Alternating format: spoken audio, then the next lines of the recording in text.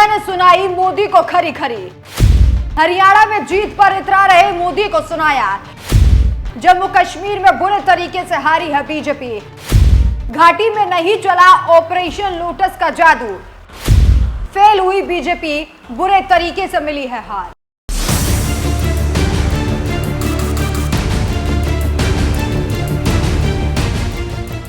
नमस्कार, मैं हूं आपके साथ राखी लांबा और आप देख रहे हैं न्यूज एक्सप्रेस।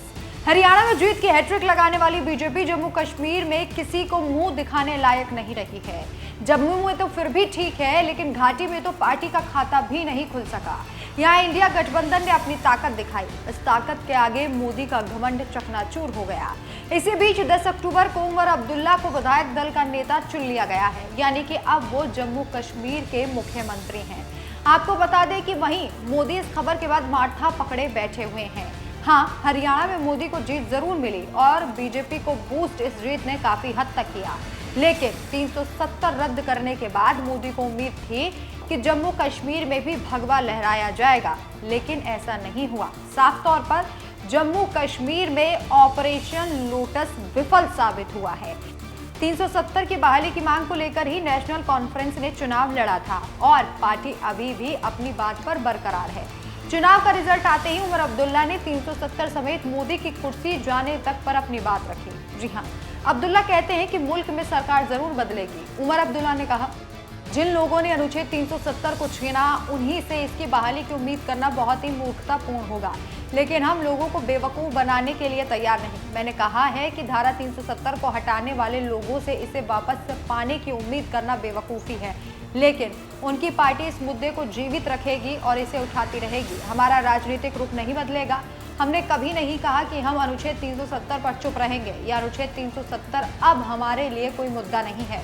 केंद्र में मौजूदा सरकार से ये उम्मीद करना कि वो जम्मू कश्मीर को पहले वाला दर्जा दे देगी, पूरे तरीके से मूर्खतापूर्ण है। आर्टिकल 370 की बहाली पर बातचीत तब तक संभव नहीं है जब तक कि केंद्र में सरकार नहीं बदली जाती और पीएम नहीं बदले जाते।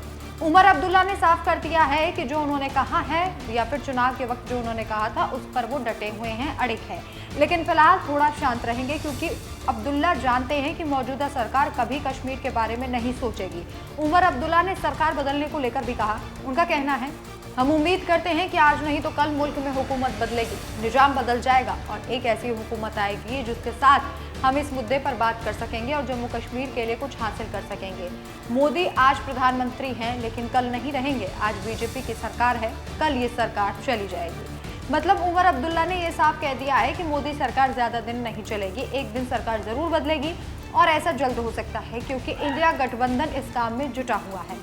अब्दुल्ला का मतलब है कि जब कोई नई सरकार बनेगी तो वो 370 की बहाली पर उस सरकार से बात करेंगे, क्योंकि मोदी सरकार से बात करना सही नहीं है। आर्टिकल 370 की बहाली नेशनल कॉन्फ्रेंस के घोषणा पत्र में थी। अब देखना होगा कि आखिर सरकार का अब्दुल्ला की मांग पर क्या रुख होता है, क्योंकि अभी 370 की बहाली को लेकर फिलहाल उमर अब्दुल्ला का कहना है कि वो थोड़ा शांत रहेंगे, जैसा कि उनके बयानों से दिख रहा है। लेकिन ये कहना भी गलत होगा कि नेशनल कॉन्फ्रेंस इस मुद्दे पर अभी चुप रहने वाली है, आगे कुछ नहीं बोलेगी। इस खबर पर अपनी राय हमें कमेंट करके जरूर बताएं। नमस्कार।